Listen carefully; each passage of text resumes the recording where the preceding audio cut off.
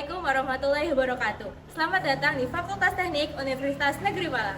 Limbah konstruksi bisa kita sebut sebagai bahan tidak terpakai. Limbah konstruksi berasal dari proses reruntuhan konstruksi dalam jumlah yang besar. Tentu saja dapat menimbulkan dampak negatif pada lingkungan. Limbah konstruksi bisa berupa batu, beton, ataupun atap, dan sebagian dari reruntuhan konstruksi. Menurut dari data tahun 2022 bahwa di Indonesia jumlah limbah konstruksi mencapai 29 juta ton setiap tahunnya. Hal ini menjadi salah satu masalah yang serius. Banyak orang yang berpendapat bahwa limbah dari konstruksi hanyalah sampah yang dibuang begitu saja. Ada juga yang berpendapat bahwa limbah dari konstruksi hanya bisa dimanfaatkan sebagai urukan saja. Akan tetapi, limbah dari konstruksi sebenarnya bisa didaur ulang dan dimanfaatkan menjadi bahan baku baru untuk proyek-proyek konstruksi. Seperti yang berada di sebelah saya ini. Limbah beton ini termasuk ke dalam limbah konstruksi. Limbah ini mencakup beton, batu bata, logam, dan bahan bangunan lainnya yang seringkali berakhir di TPA.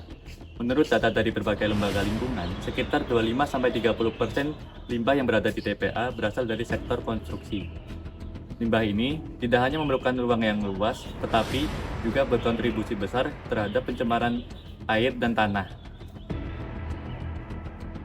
Maka dari itu, kami menghadirkan sebuah ide usaha bernama Recycle Conblock.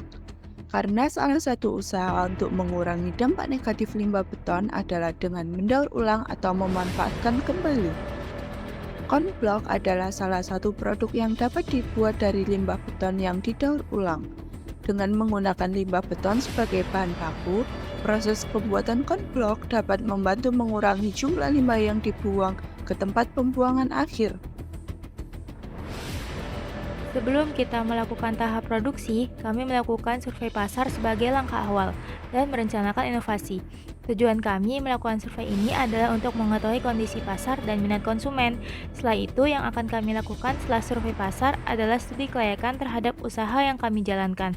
Studi kelayakan ini dilakukan untuk mengetahui apakah kegiatan ini memiliki prospek yang menguntungkan dan memiliki prospek jangka panjang. Tahap terakhir adalah pemilihan bahan dan penyediaan tempat sarana dan prasarana untuk menunjang proses produksi kami.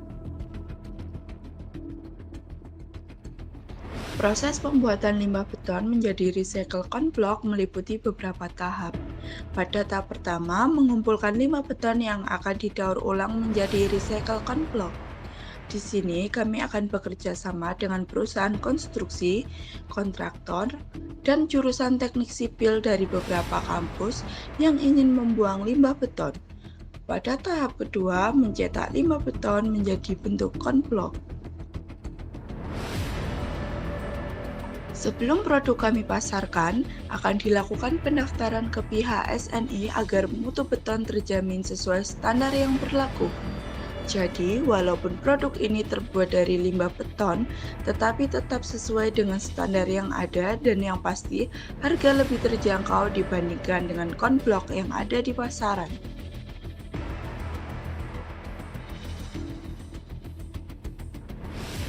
Produk kami nantinya dapat dibeli melalui situs e-commerce maupun penjualan secara langsung. Dalam penjualan secara langsung ini, kami akan menawarkan kepada masyarakat maupun bekerja sama dengan perusahaan konstruksi.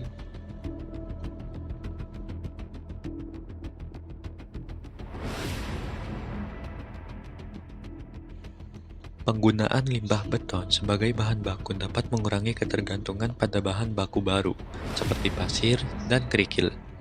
Hal ini membantu mengurangi eksploitasi sumber daya alam yang tidak terbarukan serta dapat mengurangi limbah konstruksi. Mari mengelola limbah menjadi barang yang bermanfaat untuk mewujudkan lingkungan yang lebih baik.